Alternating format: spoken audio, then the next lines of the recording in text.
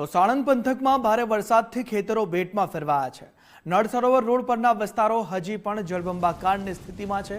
મણકોલ હઠીપુરાના ખેતરોમાં હજુ પણ પાણી યથાવત છે। આ અતિવૃષ્ટિના કારણે ડાંગર સહિતના પાકો નિષ્ફળ ગયા છે અને વરસાદી પાણી ભરાતા જગતનો તાત લાચાર બન્યો છે। અમારા ગામમાં 23-24 ને જે વરસાદ પડ્યો એમાં ખેડૂતોને ભારે નુકસાન થયું છે। એના કારણે અમારી ડાંગરોનો જે પાક રોપેલો છે બધો નષ્ટ થઈ ગયો છે।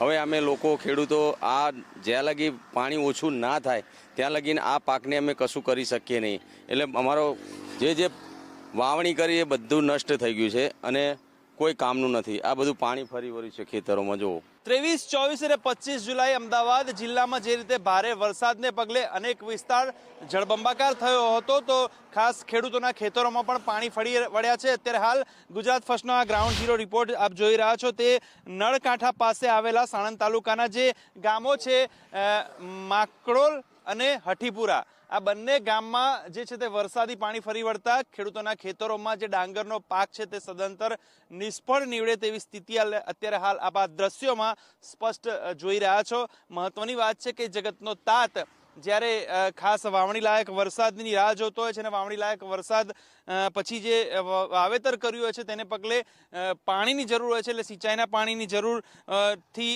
પાકને ઉગાડ્યો હોય છે અને ત્યારબાદ જે અતિવૃષ્ટિનો આ વરસાદ છે તેને પગલે અત્યારે હાલ આ ડાંગર સહિતનો જે આખો પાક છે તે પાક અત્યારે ડાંગર સૂઈ ગઈ છે એટલે કે પડી ગઈ છે એટલે આ સદંતર લીલો દુકાળ અત્યારે હાલ આ ખેડૂતોના ખેતરોમાં નુકસાન જોવા મળી રહ્યા છે। મહત્વની વાત છે કે જગતનો તાત અત્યારે હાલ લાચાર છે કારણ કે જે રીતે વરસાદે સમગ્ર વિસ્તારને જળબંબાકાર કર્યો હતો તેને પગલે ખેડૂતોની સ્થિતિ અત્યારે હાલ વિકટ જોવા મળી રહી છે।